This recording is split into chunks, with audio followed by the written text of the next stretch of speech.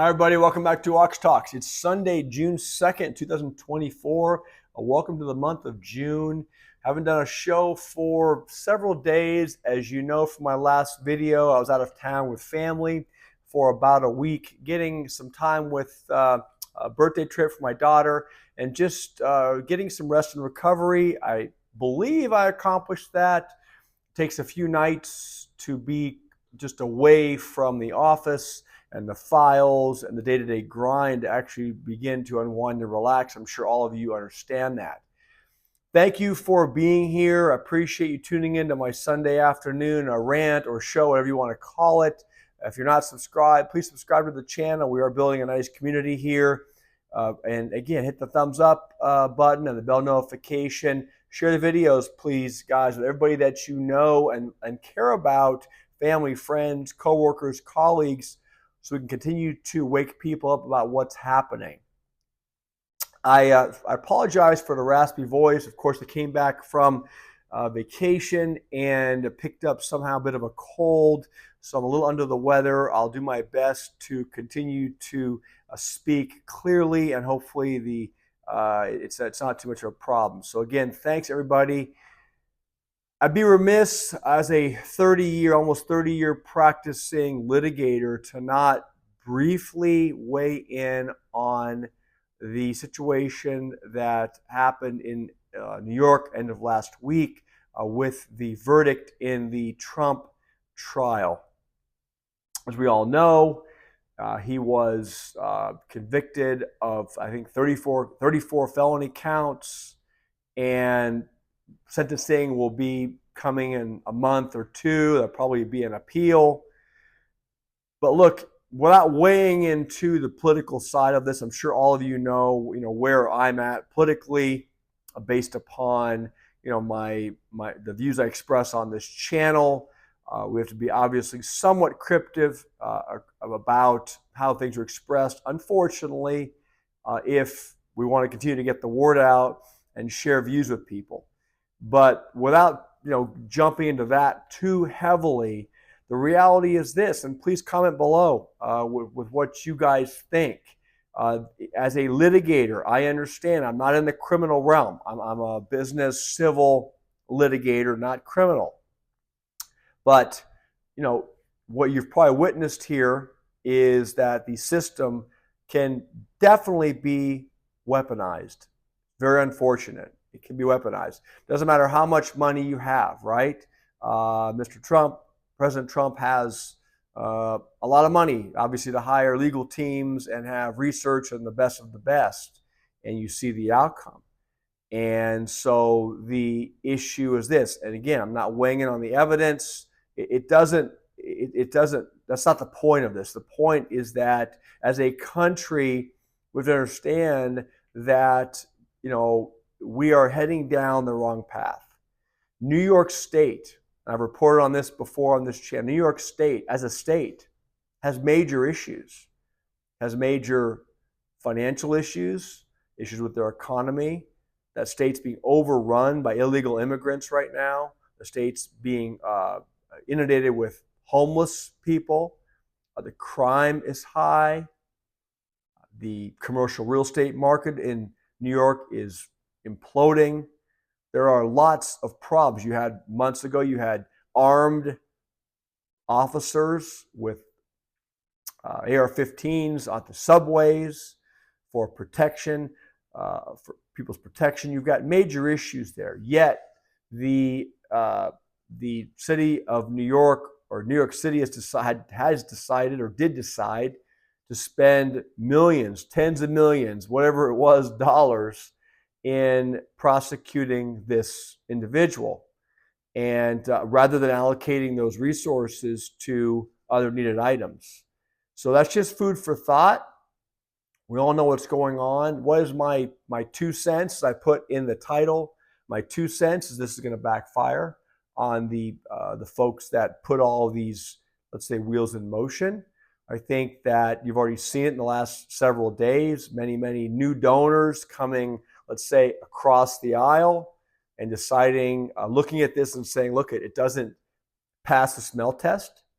And so we're going to put our money behind this individual because we don't like what we're seeing, right, wrong, or indifferent, the way the system has been used, okay, or let's say weaponized. So I'll move on from there. I think you're going to see an emboldening of the poll numbers, probably from Donald Trump. And will this backfire on the powers that be that set these wheels in motion? We'll have to see. I mean, you could even have this individual sentenced potentially to jail time, massive monetary fines. Is it going to make any difference? Comment below. Let me know your thoughts. I think it's probably going to make little. It's just from my lay person's perspective. I think at this point, it doesn't matter. People around this country are watching this. They're seeing what's happening.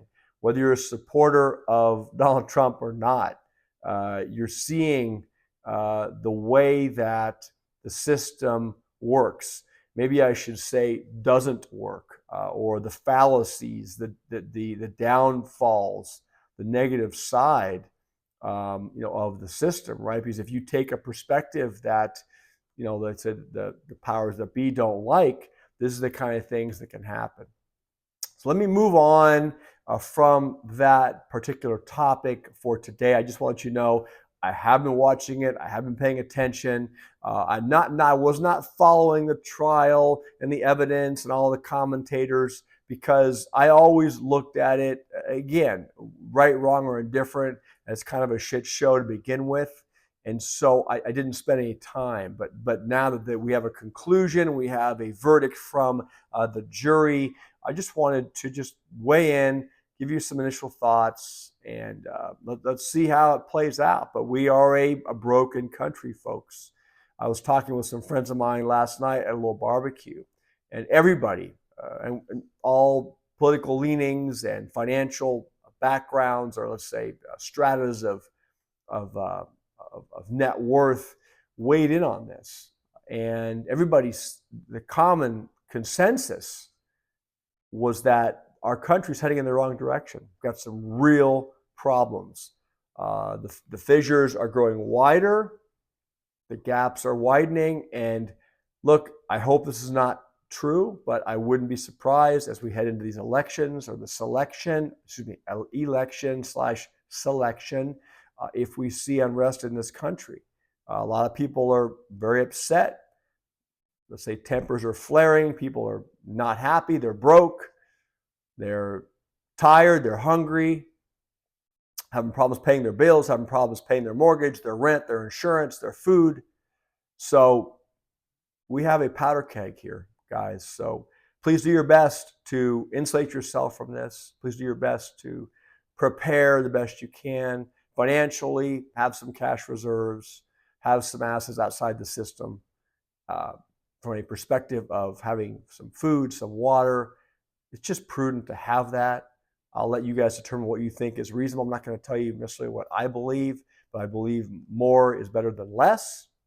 Longer term is better than shorter term of your preparedness, and then your security. Got to make sure that you can protect what you have, protect your family, protect yourself.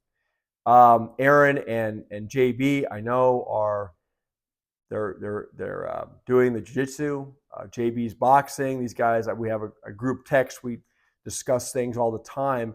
I personally, right now, I don't have the time to dedicate to that. I'm not saying it's not important. I think it is important. For me right now, with my time constraints, with the law practice, the family, and frankly, the fact that I can't afford to be injured. I work out every day, and I do my best to stay uninjured so I can have longevity. For me to be on a mat right now, or to be in a boxing ring or whatever, it's just not practical. I cannot do what I do and support the family and be in trial and deal with clients and do all these things if I have some kind of a substantial injury. So those of you that don't have those restrictions, by all means, I think it is something that you should be considering in terms of being well-rounded. For now, I guess I'm going to be relying on my tools, my tasers, my pepper sprays, and all the other stuff. Excuse me, bear spray, not pepper spray, folks. And all the other stuff that I try to surround myself with from a defensive perspective. So please be diligent, guys. People, please watch out what's going on. Pay attention. A lot of flaring tempers out there. A lot of people on edge, and we know why. Inflation is eating all of us alive, whether or not you have wherewithal or not. It is major. I just got notice the other day again of a further increase in my taxes and my insurance for the house, and everything continues to go up. Let me shift gears to real estate because I've been watching. I pay attention every day, although I've been doing videos. I'm watching the news. I'm reading articles every single day even when I'm away. And what struck me in the last couple of days I wanted to share with you was the status of the housing market. And I'll tell you why. Because for the last several months or many, many months, you've seen new home sales being very, very resilient. These developers are able to kick in all these incentives and buy down rates and do all these things to keep the new home sales moving forward. We now have a crack in that. New home sales have started to fall.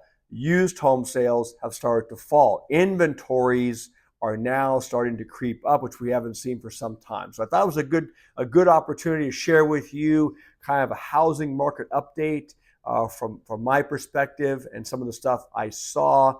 And so let me jump right into it. The first article I saw was yesterday from Fortune magazine, and Fortune magazine, sorry, that's Fortune, okay, probably some online source, says the housing market's finally seeing more inventory, but buyers aren't showing up as a cold reality is settling down. And I hope all of you will stick around and listen to this. Very important. Look at whether you own a home, whether you're looking to buy a home, these data points and this information applies to all of us. It says the U.S. housing market, long crippled by an inventory drought, is finally starting to see listings rise. But now in many places, the buyers just aren't showing up, it says. Sellers are grappling with the fact that higher for longer rates are choking off demand during what's typically the key season for the market.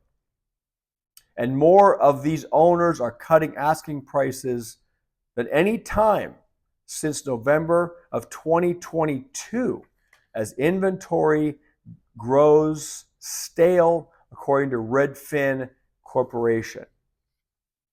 Let's go back to November of 2022 to find a time when sellers were slashing prices at this pace.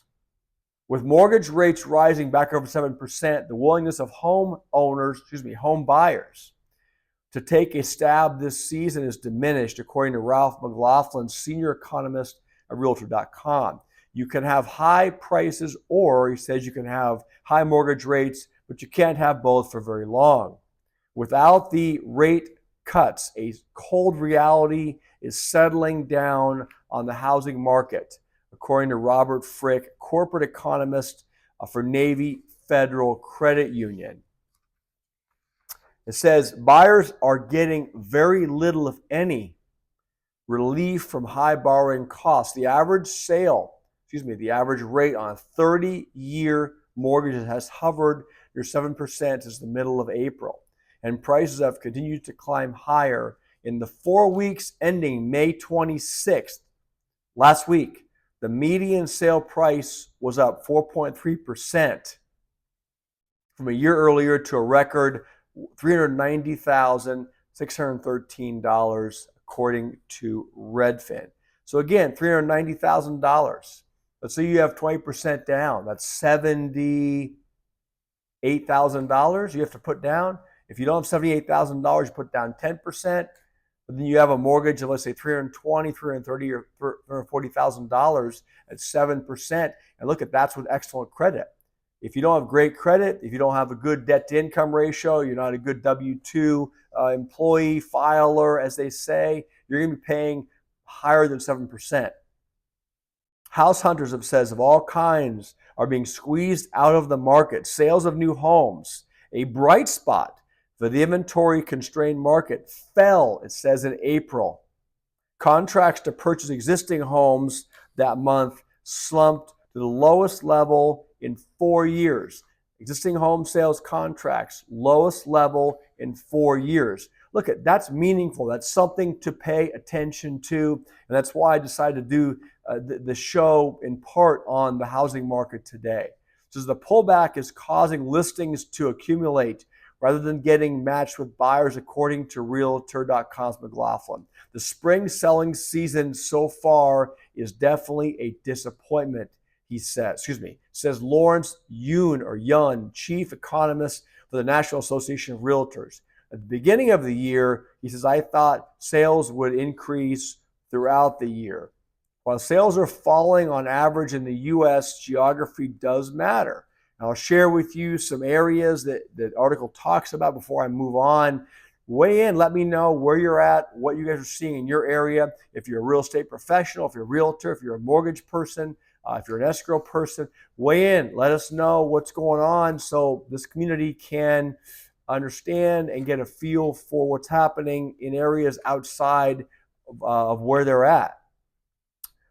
It says, while sales are falling on average in the U.S., geography matters, Sun Belt markets, including Florida and Texas, which boomed with the influx of new arrivals during the pandemic, it says, are now cooling off in part because people have been priced out, according to Redfin. Meanwhile, metros in the West, such as Seattle and San Francisco Bay Area, had sharper corrections in late 2022 and are already beginning to recover. Contract signings were down at least 14%.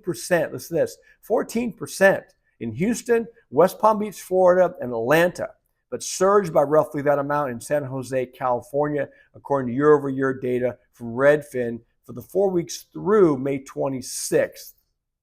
So being from California, I've been to San Jose a few times. Obviously, you have a lot of tech up there, and so that's probably, let's say, bolstering the market. It's not that great of an area, folks. So I don't know about San Jose. Redfin's measure of pending sales was down 3.4% nationwide. 18 months ago, homes in the booming suburbs north of Nashville, it says, wouldn't even stay on the market for a day, said Don Hackford, a real estate agent in Hendersonville, Tennessee. Nowadays, he says, a developer client recently pulled 2 houses off the market after getting some lowball offers. Everything has kind of stagnated, he says, and it's frustrating for realtors because it's like we're being shut out.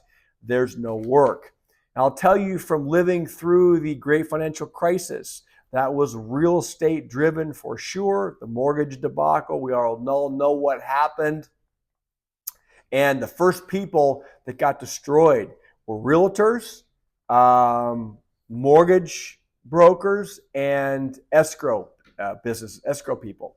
And I still, to this day, around the town where I live, I still, to this day, see empty buildings and office spaces where mortgage companies used to be, where escrow companies used to be. And those are the first folks as well that run, unfortunately, to the bankruptcy court. I have bankruptcy friends, colleagues of mine that tell me that those bankruptcies are already picking up. Realtors, mortgage people, mortgage brokers, agents, and escrow. So they don't, I say they, I'm generalizing, I apologize. Don't leave whatever comments you want, but the point is I'm not trying to demonize a specific sector, but a lot of times realtors and mortgage brokers, they get these windfall profits and they live for today. They spend frivolously, and they're the first ones to run to the bankruptcy court or go into default or foreclosure or suffer repossessions. So that may be unfolding again, folks. So if you're in one of those industries, I would urge you to be prudent. I would urge you to consider starting another side hustle, something where you can generate some income from something other than selling and listing homes, something other than processing mortgage applications or refinance applications or HELOC applications, something other than processing escrows. All right, because this thing could start to hit hard again, folks, as we start to see inventories rise, because there is no guarantees that these rates are going to be coming down anytime soon. The last couple of weeks, I've been seeing the antithesis of that, the opposite.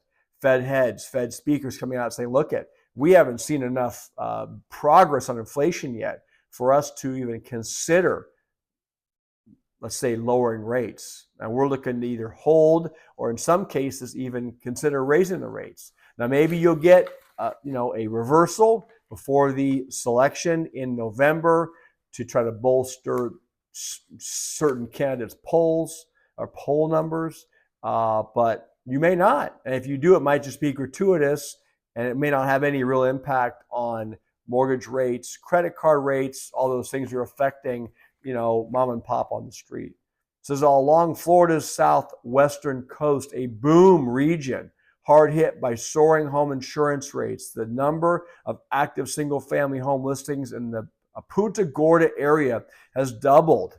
It says to 2,143 over the past year. Meantime, the median sale price of a single-family home fell by almost $30,000 to $351,000 in April from a year ago, said Leanne Walker, a local broker and president of Realtors of Punta Gorda in Port Charlotte, North Port